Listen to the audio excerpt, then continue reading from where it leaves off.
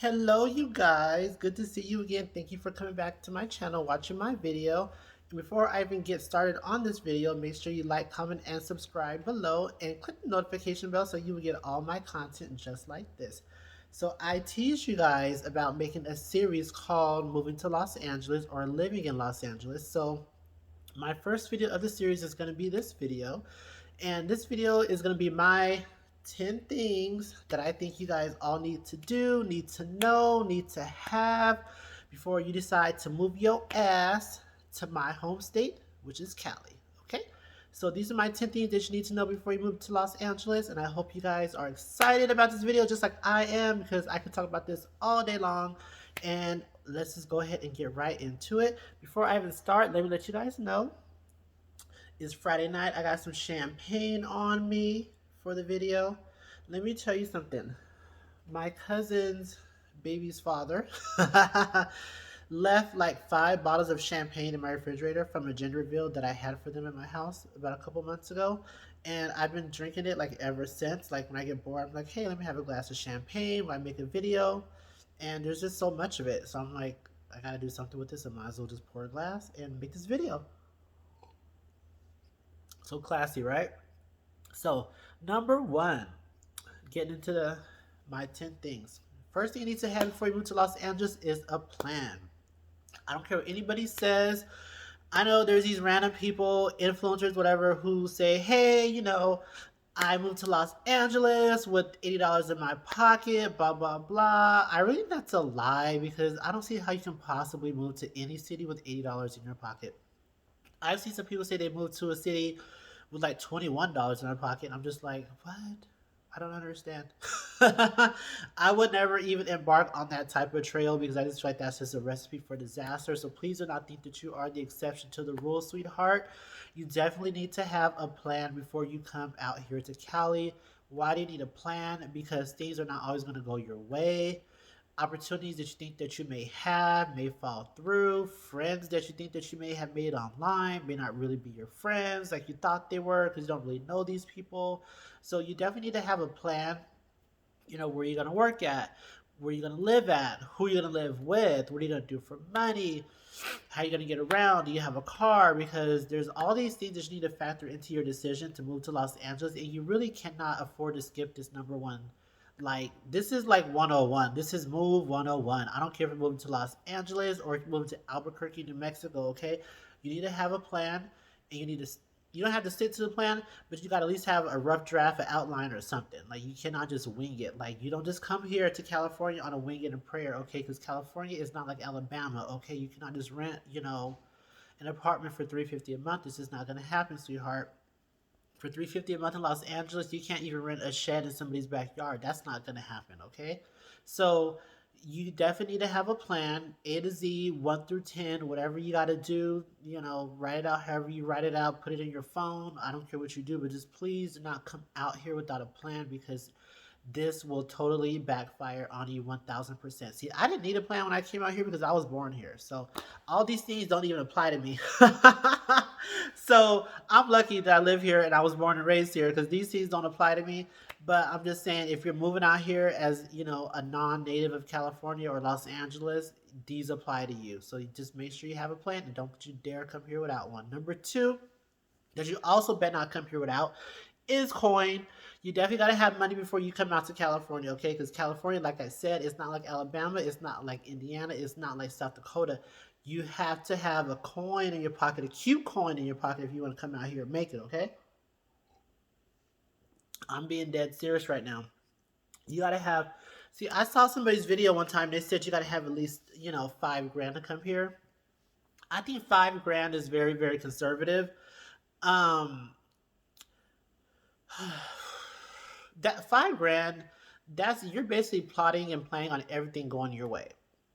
With 5 grand, everything basically has to go your way for that to work out because 5 grand in California is nothing. It's really nothing. I mean, because if you think about it, on average, an apartment in California, and I'm not talking about like a nice luxury apartment downtown Los Angeles. This I'm talking about on the outskirts of town. I'm talking about in the valley, San Fernando Valley, San Gabriel Valley, something kind of little old, a little bit. I don't want to say run down, but maybe not kept up, not updated. you definitely are looking at 15, 1600. That's on the low end. And in California, we have this thing. I don't know where this came from, but I know it's in other places too. They like to charge you first and last. And they want you to make three times the rent. So if you think about it, first and last, if you're just say on the conservative side, okay, you got a smoking deal, $1,500 a month. That's the smoking deal in California. Okay, 1,500 a month. It's definitely probably like a one bedroom. I'm assuming for that price. First and last, that's already 3 grand. So by the time you turn on your utilities, you buy a couple pieces of furniture down to the IKEA, you know, you go down to the Ralphs, to the Vons, the Stater Brothers. By the time you get you some groceries in your house, you go down to the Walmart or the Target, or preferably Walmart because Target's a little high. Going down to Walmart, your 5 grand is blown. Okay, so I don't know what you're gonna do the next month. I really don't know what you're gonna do the next month. So you gotta have some money. So I'm gonna really school you. I'm gonna just say have 10 grand. That way, when that 5 grand is up, that's really just like a 1 month of getting set up. That 5 Gs. At least you'll have 5 Gs after that, so you can pay the rent a couple more times before you really might be on the street. I'm just saying, California's no joke when it comes to rent. They don't play, because the way we do it in California is, honey, if you don't got the coin, the next girl will. So we're not gonna cut you no discounts. We're not gonna haggle. We're not gonna bargain. We're not gonna negotiate. The rent is what it is, and if you don't like it, just going down to the homeless shelter because really, that's what the budget is if you can't afford this place. Because California, they be having wait lists. As soon as somebody moves out of an apartment in California, they let them go, they clean it up, they raise the rent, and then they charge somebody else $100 more a month. I don't know how they keep continuing to raise the rent in these places, but they do. They really, really do. That goes down to my number three thing, which is savings. So this is aside from the money I was just talking about. You don't have to really have a large savings, but honestly, I feel like I wouldn't feel comfortable because I live here. I know that I would not feel comfortable here without a safety net because I know that things can go south very, very quickly here. Even if you have a really good job here, if you lose that, and you get knocked down a couple pay grades with your next job, you're working in retail again or you're working at a restaurant again and your rent is 1,500, your car note's 400, all that stuff adds up really, really quickly in California. And gas in California is no joke either. We're always in like the high threes per gallon. Sometimes we reach $4 a gallon. That is not unheard of. But California, in a very, very good economy, when everything's really dirt cheap, our gas is like $3 a gallon. That is really the rock bottom price. Don't expect it to stay there very long. Right now, I believe gas is like 370 something a gallon. I don't know, something like that. It's something horrendous, but it stays there, so you get used to it. It ain't like it's like, you learn to deal with it, and you learn to don't drive when you don't need to drive. You fill it up, and you gotta be real choosy about where you go, because you be like, wait a second, you want to go where? Uh, Not today. I ain't get paid. We gotta wait till next week when I get paid if we're gonna take that trip, honey. Because my gas, I gotta get to work next week.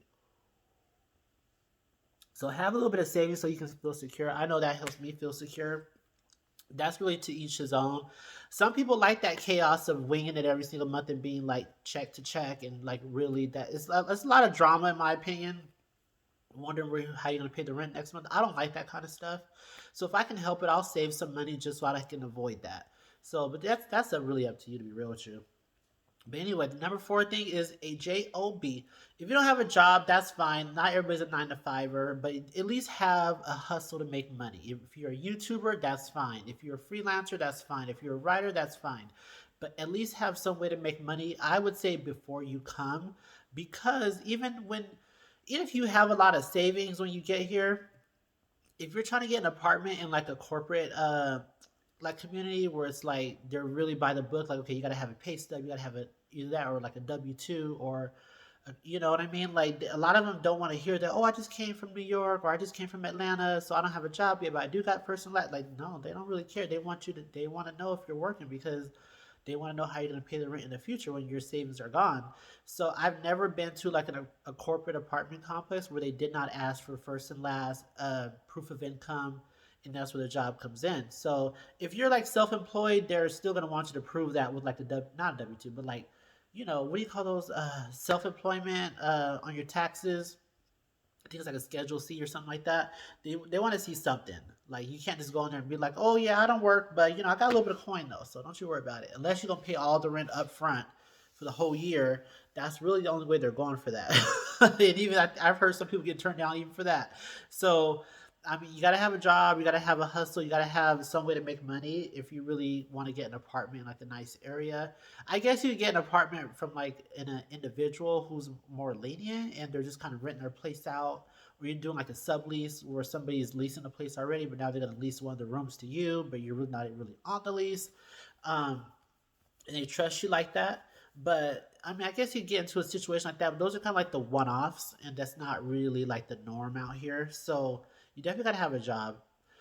Number five, you got to have, I would say, allies. And allies can be friends, it could be family, it could be an ex neighbor of yours. I don't know, somebody that you can talk to out here because from what I hear, they say it's hard to make friends out here in California.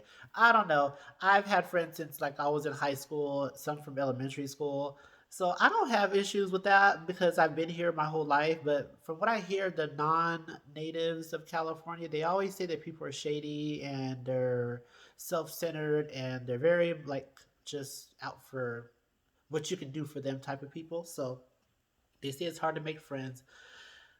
I believe them, but I think that's definitely beneficial to have somebody here that you know. Really, you got to meet them online on social media or whatever before you come. At least have somebody to talk to, or ask for directions at least, or hey, is this a good area? Because and that's another thing. Ask somebody who lives here what's a good area because you cannot go just on Zillow or you can't just do a Google Maps and look around a 360 neighborhood like no because when I go on Google Maps they picked, I don't know how they do this, but they picked the best time of day to shoot these shots of the neighborhood and there's nobody walking outside. But when you go in person, there's like homeless people on a corner. They're doing all kinds of stuff out there. I'm just like, I didn't see none of this on Google. But have allies, have friends. That's definitely going to help you once you get here. The sixth thing you got to have is maturity. Maturity, maturity. Oh gosh. You got to be mature when you come out here because this is, like I said, LA is not one of those places where you can really wing it. Like you cannot just come here and be like, "Oh, I'm just gonna go to LA and make something of myself." Like that's it doesn't work like that. Like you gotta have, like I said, you gotta be mature about it. You gotta make that plan. That's where that comes back into play. You gotta really hustle. Once you gotta when you get here, you get off the plane at LAX. You have to hit the ground running. Like you gotta be hustling as soon as you get out of the terminal because this place will eat you alive and it will send you right back where you came from with no money in your pocket, looking desperate, destitute, and down in the gutter because LA is not one of those places where you just come here. I told you this before. You cannot just come here and wing it. It does not work like that. Oh my gosh, I've seen so many people come here like with this dream of being like, I don't know, like an actor, a star, a singer.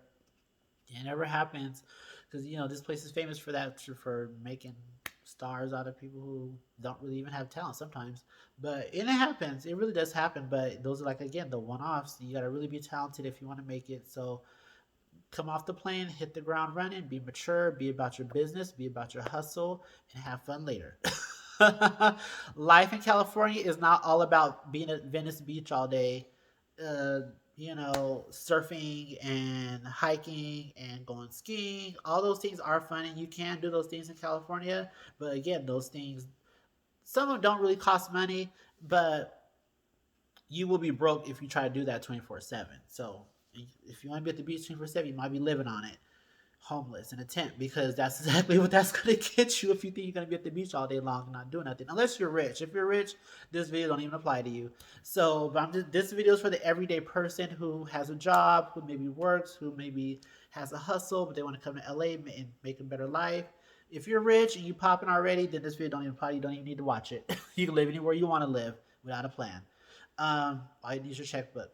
So that brings me into my one, two, three, four, five, six, number seven thing. You got to have your head on straight, and that's kind of just like a branch off the maturity tree.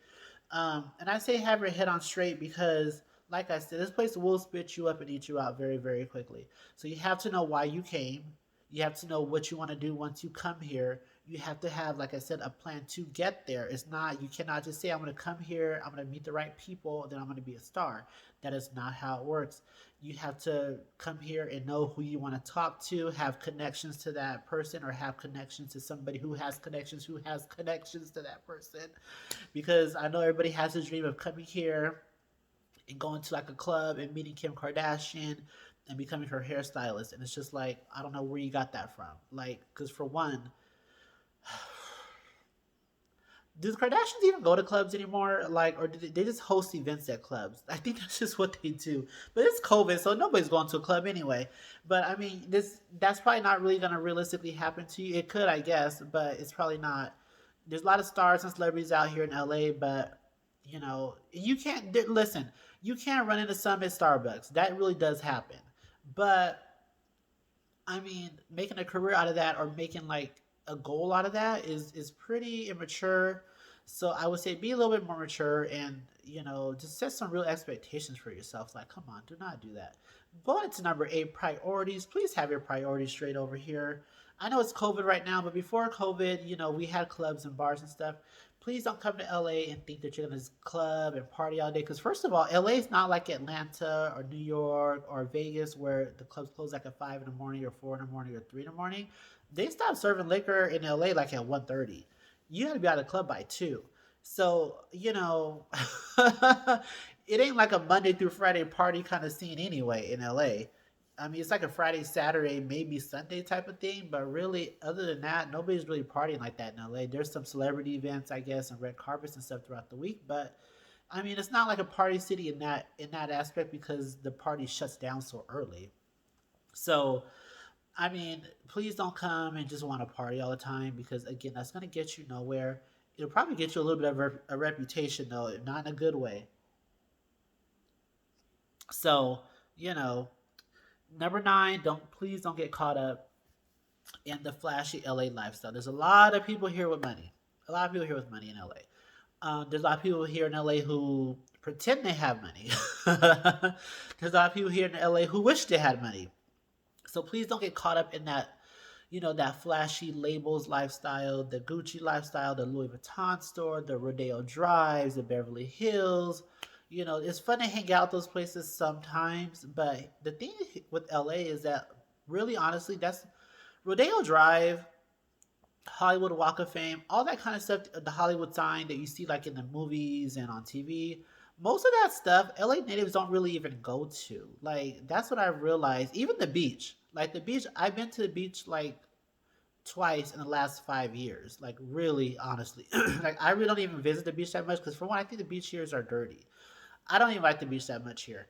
I've been to a beach out in Florida, like South Beach, and the water is so much warmer. The Pacific coast water is very very cold, so it has to be like a really really hot day for to even enjoy the water here. But again, just don't get caught up in that whole LA lifestyle of I have to buy this, I have to buy that, I have to buy this kind of car. BMW, Mercedes, Land Rover, like those are cars that are so common out here. Like think of like going to like any other state and seeing like Toyotas and Hondas. That's what you see here, but they're BMWs and Mercedes. Like everybody has one. It's not even special. Like I have a BMW and I've had like 4 at this point. It's like buying a Honda. Like you continue just to buy them because that's the brand that you know. So everybody has them. You're not special because you have one. Maybe in other states or other places they think that's like a big deal, but here in LA, that's it's very common to go to like a store and people would pull up in a BMW or like Mercedes. Doesn't even mean they even have money. It just means like this, they value their car. We love our cars here in LA. I don't know why, but we love cars because, and that's another thing. LA is very car dependent. A lot of traffic, but our transit system is not the best. So cars, I feel like are a must. So if you have a car, bring it. Please let it be reliable, because our roads are a little bit rough. Have some good brakes and tires, but you definitely probably will need a car because our transit system is not like it goes pretty much everywhere, like around the city and a little bit on the outskirts and suburbs of LA, like the valleys and stuff. But it's it takes you so long to get places. And it kind of sucks, but and a lot of homeless people on the transit systems as well. So you have to be kind of careful. It's not like New York City where everybody rides. Like you have execs that ride it, you have real estate agents that ride it, you have all kinds of people who ride the subway in New York City. But that's just like a way of life. It's not really out. It's not really like that out here. I feel the people who ride the transit system out here are the ones who really don't want to pay out money for a car. Money's kind of tight, so they rather take the public transit. But most people who can't afford a car here in LA, they will have a car. So that's probably going to be a must for you as well.